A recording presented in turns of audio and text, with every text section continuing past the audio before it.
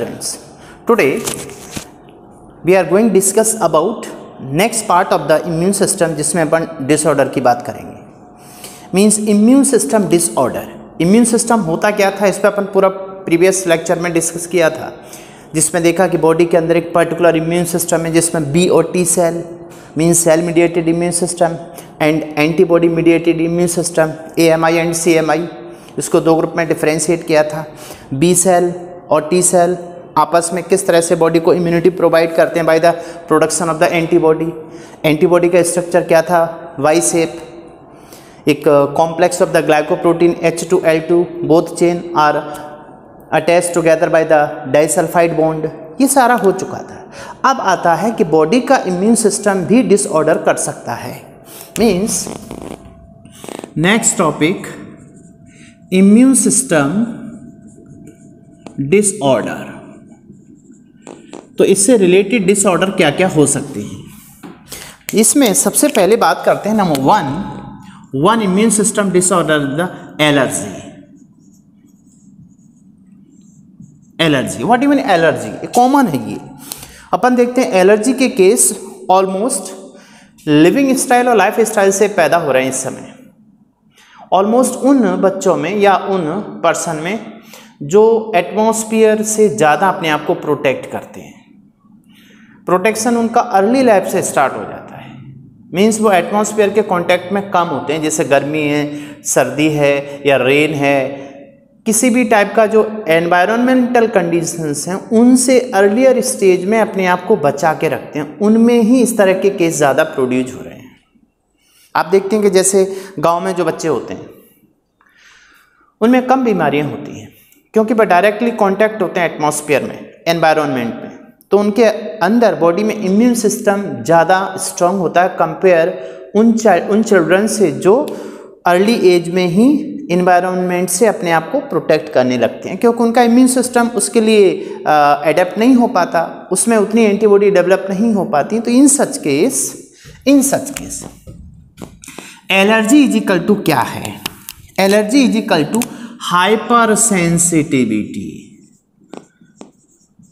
Hyper sensitivity of the body.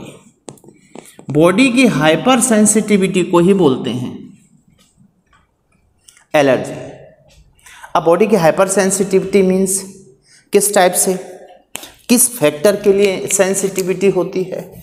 तो second इसमें देखते हैं एलर्जिन क्या होते हैं।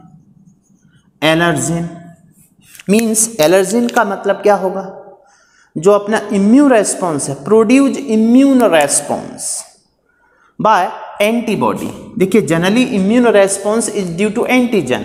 यहाँ पे एंटीजन की तरह कौन सा फैक्टर काम कर रहा है, एलर्जिन। तो इस एलर्जिन की वजह से बॉडी हाइपर सेंसिटिव हो रही है। Means factor which produces immune response produce करने वाले बाय IgE। इसमें IgE का रोल है। मोस्ट इंपॉर्टेंट क्वेश्चन यहाँ पर जो इम्यून रेस्पॉन्स है, देखिए यहाँ बेसिकली अपन ने ऐसा कहा था कि बॉडी के अंदर एंटीबॉडी का प्रोडक्शन अगेंस्ट एंटीजन, बाहर का कोई डिजीज पैथोजन है, कोई बैक्टीरिया है या अदर फैक्टर है, तो उसके अगेंस्ट में बॉडी इम्यून सिस्टम के थ्रू क्या प्रोड्यूस करती है, एंटीबॉडी। यहाँ पर जो एंटीबॉडी है वो कौन सा है, ई का रिलेशन अपन ने कहा भी था किससे होता है, एलर्जी से। अब वो फैक्टर क्या क्या हो सकते हैं, देखिए इसमें हीट हो सकता है, कोल्ड हो सकता है, कोई भी कंडीशन हो सकती है, रेन हो सकता है, मॉइस्चर हो सकता है, ये आजकल बहुत ज़्यादा है मॉइस्चर। इसके अलावा कोई फैब्रिक हो सकता है, फैब्रिक्स ज़्यादातर वेलवेट फैब्रिक्स में इस तरह के होते हैं जिनमें फाइबर ज़्यादा होते हैं, और dust particle, pollen grain etcetera. इसका तो कोई लिमिट है ही नहीं। ये सारे फैक्टर मिलकर क्या बनाते हैं, एलर्जिन। अब दूसरा फैक्टर इसमें आता है कि एलर्जिन जो होती है, एलर्जी आ गया। अब इसके सिम्टम्स क्या आ सकते हैं एलर्जी के? सिम्टम्स एलर्जी के देखें तो सिम्टम्स में most common watery I. I means आंखों से ज़्यादा आंसू आने लगते हैं। इसके अलावा difficulty in breathing, difficulty in breathing में डिफिकल्टी हो सकती है। कॉमन एलर्जिक सिम्टम्स की बात कर रहे हैं। Red patches on skin, red rashes on skin पर रेड पैचेज हो सकते हैं। स्वेलिंग हो सकती है। और कुछ केसेस में, सीवियर केसेस में बहुत बीपी इसका डिक्रीज हो जाता है। कभी कभी में लीड्स टू डेथ, इससे डेथ भी हो सकती है। इतने सारे सिम्टम हो सकते हैं एलर्जी के। तो इसका मतलब कहीं ना कहीं ये सीवियर केस है, एक बड़ी समस्या है इस समय दुनिया के लिए। पूरी वर्ल्ड वाइज देखें तो एलर्जी के पेशेंट डे बाई डे बढ़ते ही जा रहे हैं। इसकी सबसे बड़ी वजह क्या है? एक तो मेट्रोपॉलिटन सिटीज में आप देखते हैं पॉल्यूशन, तो एक बहुत बड़ा फैक्टर, एलर्जेन फैक्टर पॉल्यूशन भी हो सकता है। पॉल्यूशन में क्या है कि बहुत सारे डस्ट पार्टिकल है, अदर हैं, तो इनहेल करके अपने रेस्पिरेटरी ट्रैक्ट पे जाते हैं, इससे दिक्कत आती है। आई वाटरी होने लगती है, डायरेक्ट कांटेक्ट में है। दूसरा, कुछ फूड भी हो सकता है एलर्जेन। जितने भी जंक फूड हैं वो बाद में एलर्जी की वजह बन सकते हैं। तो सिम्टम्स में अपन देखते हैं बीपी डिक्रीज हो गया, डेथ हो सकती है, कोई पॉल्यूशन हो सकता है, फूड हो सकता है। ये एक्चुअल में इनको अपन किस में इंक्लूड करते हैं? एलर्जिन में। फूड है, पॉल्यूशन है, ठीक है। अब दूसरी बात, इससे रिलेटेड ये मैकेनिज्म कैसे करती है बॉडी के अंदर, आखिर एलर्जी के सिम्टम कैसे पैदा होते हैं, तो इसकी मैकेनिज्म क्या है? Mechanism of allergy.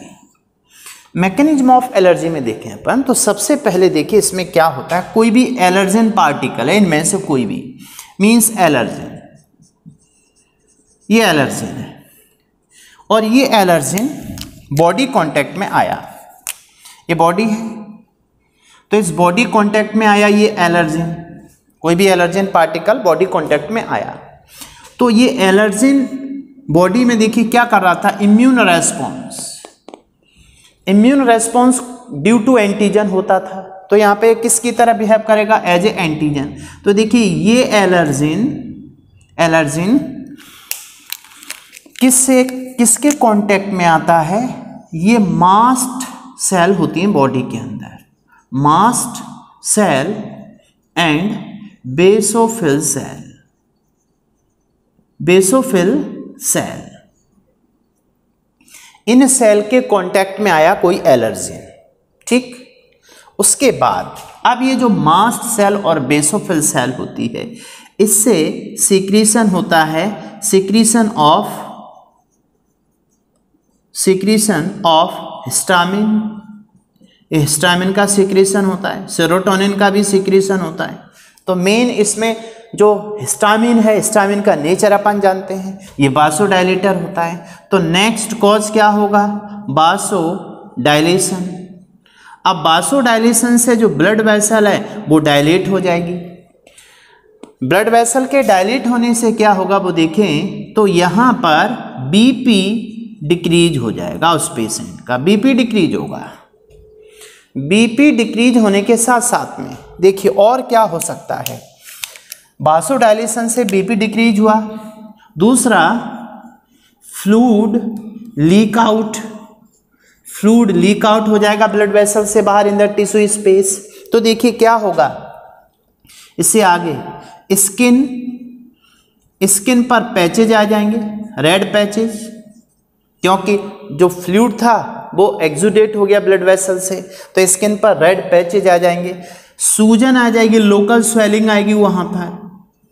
Local swelling के साथ साथ में उसमें इचिंग होगी, इचिंग की वजह होती है प्रोस्टाग्लैंडिन। तो दीज आर द, ये मैकेनिज्म है, mechanism of the allergen which produces symptom of the allergy. अब यहाँ पर दूसरा क्वेश्चन ये उठता है कि जैसे अपन यहाँ बात करें कि इसमें ट्रीटमेंट क्या हो सकता है। सिंपल केस है, देखिए यहाँ जो भी ट्रीटमेंट अपन करते हैं इसका, तो ये हिस्टामिन सीक्रेशन ज़्यादा हो रहा है। मीन्स इसका ट्रीटमेंट देखें तो ट्रीटमेंट एक बात तो समझ में आती है कि अपन एंटी हिस्टेमिक ड्रग पेशेंट को देंगे। जनरली क्या करते हैं, पहले एलर्जिन टेस्ट करते हैं और जितने भी फैक्टर होते हैं एलर्जिन्स, उनसे बॉडी को टेस्ट लगाते हैं, फिर देखते हैं किस फैक्टर के लिए बॉडी ज़्यादा हाइपर सेंसिटिव है, तो अपन पेशेंट को कहते हैं अवॉइड द एलर्जिन। सबसे बढ़िया ट्रीटमेंट इसका ही है। बट फिर भी जो सिम्टम ऑफ द एलर्जी है इसको अपन को रिड्यूस करना है, कम करना है, तो इसके लिए सारे सिम्टम किसकी वजह से पैदा होती हैं, इस हिस्टामिन की वजह से। तो इसमें अपन ड्रग कौन सी देते हैं, एंटी हिस्टामिक ड्रग, जैसे एड्रेनलिन। एंटी हिस्टामिक ड्रग कौन सी होती है, इसका एग्जाम्पल एड्रेनलिन के अलावा स्टेरॉइड्स, जो इनहेलर होते हैं ना, इनहेलर आपने देखे होंगे, फुसफुस इनहेलर, उन इनहेलर में क्या होता है बेसिकली एड्रेनलिन। तो एक जनरल आइडिया हुआ कि आखिर एलर्जी होती क्या है। तो एलर्जी का मतलब है hyper sensitivity of the body. Factor which produce hyper sensitivity means produce allergy called allergen. ये बहुत सारे हो सकते हैं और इसमें बॉडी का जो इम्यून रेस्पॉन्स है वो किसकी वजह से होता है, IgE की वजह से होता है। थर्ड, सिम्टम्स इसके सीवियर सिम्टम्स अपन देखते हैं कि स्किन पर रेड पैचेज हो सकते हैं, स्वेलिंग हो सकती है, इचिंग हो सकती है। यदि रेस्पिरेटरी ट्रैक्ट की है तो डिफ़िकल्टी इन द ब्रीदिंग हो सकती है। वाटरी या ये कॉमन है और कभी कभी इसका BP बहुत डिक्रीज हो जाता है। Severe effect of the allergy, उसमें डेथ भी हो सकती है। आगे अपन देखेंगे इसके टाइप में। Third one, treatment anti histamic drug दे दें अपन इसकी। This is about the allergy, introduction of the allergy. अब इसका जो दूसरा पार्ट है, मीन्स इसमें ही अपन देखें एलर्जी के टाइप क्या हो सकते हैं। इसका जो एलर्जी का टाइप है, मीन्स एलर्जी के टाइप में देखिए क्या क्या हो सकता है, type of allergy. Next part अपन देखते हैं इसमें, टाइप ऑफ एलर्जी। एलर्जी के कितने टाइप हो सकते हैं, तो एलर्जी के तो बहुत सारे टाइप हो सकते हैं। देखिए रेस्पिरेटरी ट्रैक्ट में जा रहा है, कॉमन है। कुछ बाहर का जो एटमॉस्फेयर है, डस्ट है, पोलन ग्रेन है, उनकी वजह से हो सकता है। कुछ ड्रग हो सकता है जैसे पेनिसिलिन, इनकी वजह से सीवियर सिम्टम प्रोड्यूस होते हैं एलर्जी के। तो टाइप में नंबर 1 देखते हैं। First is the bronchial asthma. 1 is the bronchial asthma. Bronchial asthma, ये क्या होता है ब्रोंकियल अस्थमा। देखिए अस्थमा से तो समझ में आया कि जो रेस्पिरेटरी ट्रैक्ट है स्पेशली इसमें अफेक्ट होता है lower respiratory tract, means inflammation.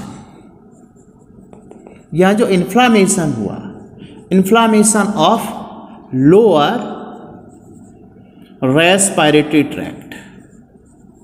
Lower respiratory tract जैसे अपन देखते हैं कि अपना जो रेस्पिरेटरी ट्रैक्ट है अपन को मालूम था। सबसे पहले देखिए बताइए, ये external nostril, nasal passage, internal nostril, फिर आते हैं अपन फेरिंग्स में, ऑरो, सबसे पहले नेजो, ऑरो, लैरिंगो फेरिंग्स, फिर लैरिंग्स से नीचे ओपनिंग होती है ग्लॉटिस, ग्लॉटिस के बाद लैरिंग्स में जाते हैं, लैरिंग्स के बाद ट्रैकिया में आते हैं। ट्रैकिया की 2 ब्रांच होती हैं, ब्रोंक्यूल बोलते हैं, यानी प्राइमरी ब्रोंकाई नाम देते हैं, सेकेंडरी ब्रोंकाई, टर्सरी ब्रोंकाई, इसके बाद terminal bronchiole and respiratory bronchiole.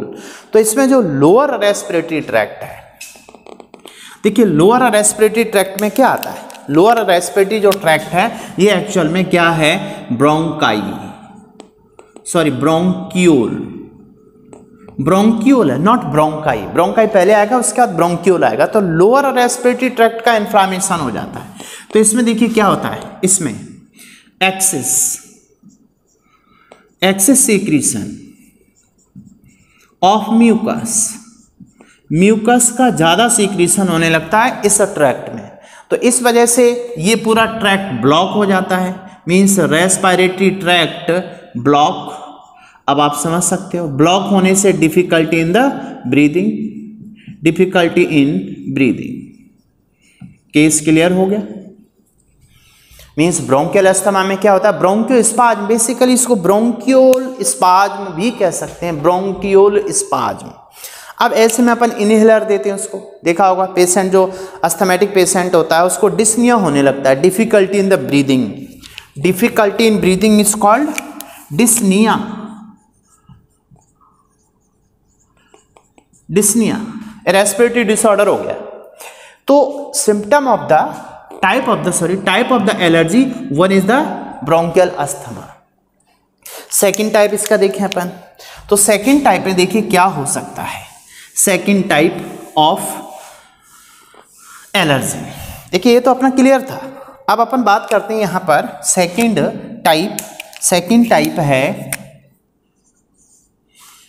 अब एलर्जी का सेकेंड इफेक्ट बॉडी पे क्या हो सकता है वो देखिए। जैसे मान के चलें अपन रेस्पिरेटरी ट्रैक्ट, कुछ ऐसे पोलन ग्रेन होते हैं जिन्हें डस्ट पोलन ग्रेन कहते हैं, बहुत ही छोटे छोटे पोलन ग्रेन्स होते हैं। जैसे नाम देखा हो आपने, मोस्टली सबसे छोटे पोलन ग्रेन जैसे अपन हिली एरियाज में जाते हैं तो देखा सल्फर क्लाउड, मीन्स इसे सल्फर शॉवर कहते हैं। तो वो इंस्पिरेटरी ट्रैक्ट के थ्रू इनहेल कर लेते हैं पोलन ग्रेन को। तो इसमें जो दूसरा सिम्टम है, दूसरा टाइप है हे फीवर। हे फीवर, ये हे फीवर किसकी वजह से पैदा होता है? एलर्जी का ये सिम्टम सेकंड है हे फीवर। इसमें बेसिकली देखिए क्या होता है, हे फीवर ड्यू टू, इसमें जो एलर्जिन है, allergen is the pollen grain की वजह से होता है। और इसके सिम्टम क्या आते हैं? वही सिम्टम आएंगे, watery I, difficulty in the breathing. तो सिम्टम की बात करेंगे वो तो अपन पहले ही देख चुके हैं इसमें। तो hay fever due to the pollen grain, ये एलर्जी का सिम्टम आया। इसमें क्या दिक्कत आती है? इसमें बेसिकली जो रेस्पिरेटरी ट्रैक्ट है, इसमें अपर रेस्पिरेटरी ट्रैक्ट अफेक्ट होता है due to pollen grain, upper respiratory tract affected. ठीक है, इसमें अपर रेस्पिरेटरी ट्रैक्ट अफेक्ट होता है, जिसमें अपन कह सकते हैं उधर ब्रोंक्यूल था तो इधर आ जाएगा क्या? ब्रोंकाई। तो अपर रेस्पिरेटरी ट्रैक्ट अफेक्ट हुआ, ब्रोंकाई। ठीक है, थोड़ा सा याद रखें इसमें। अब इसमें थर्ड जो टाइप है, दैट वन इज द जैसे severe effect of the allergy का सबसे घातक प्रभाव, ये जो घातक प्रभाव है that is called anaphylactic shock.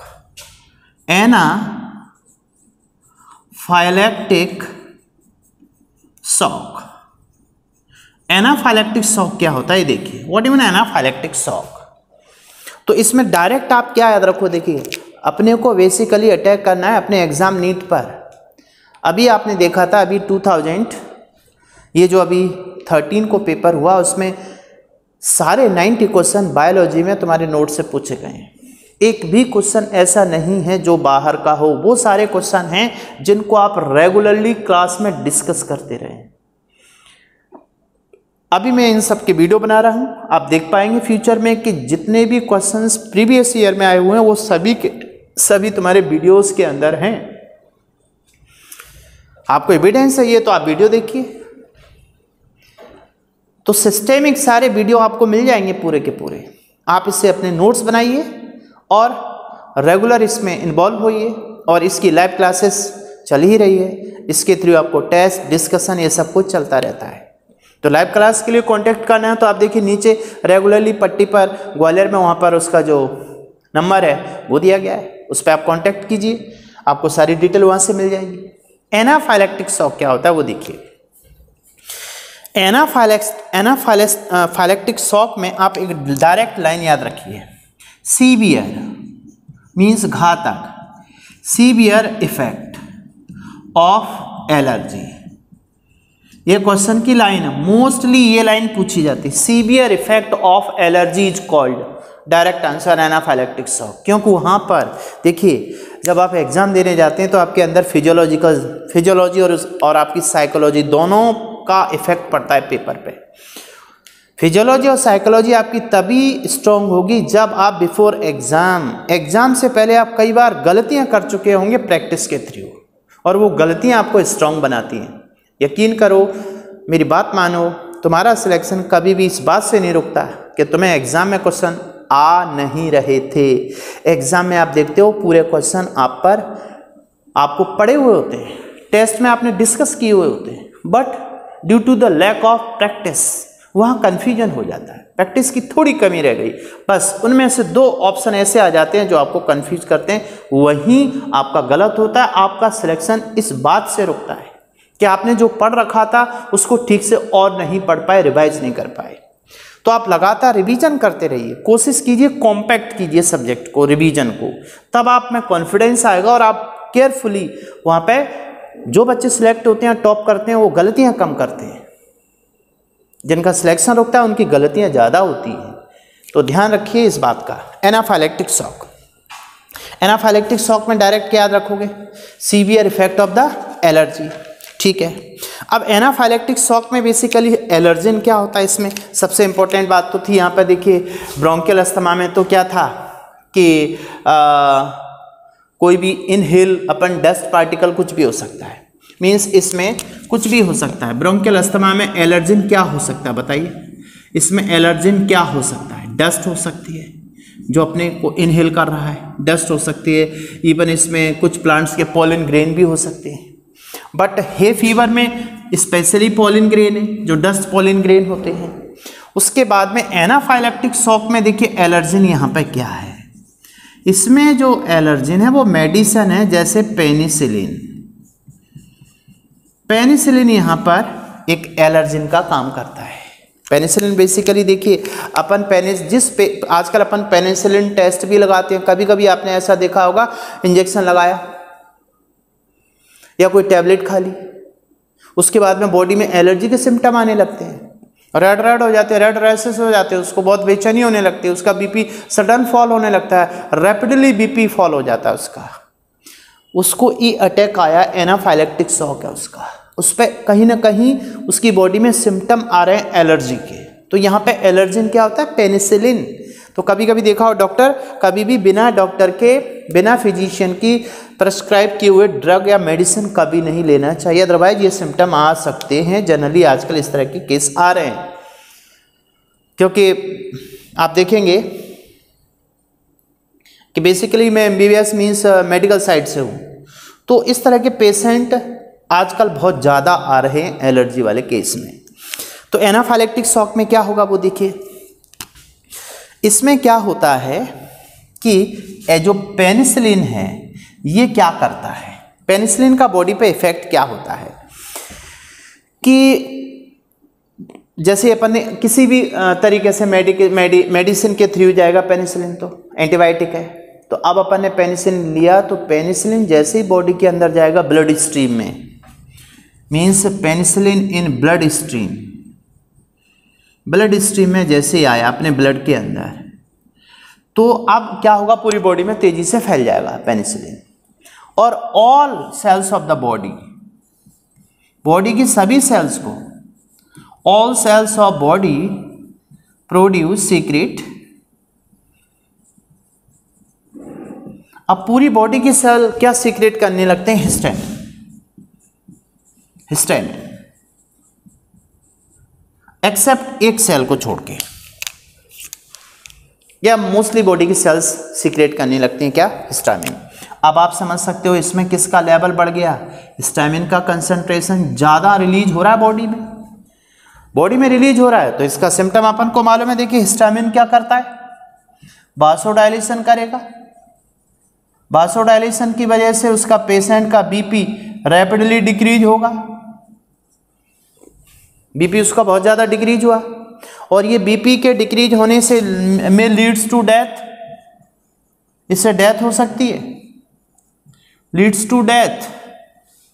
तो यहां पर सबसे ज्यादा, तो अपने को डायरेक्ट क्या याद रखना है इसमें कि anaphylactic shock direct due to the penicillin severe effect of the allergy, क्योंकि वहां पर 4 ऑप्शन होते हैं, अपने को फोकस होना होता है 1 वर्ड आंसर।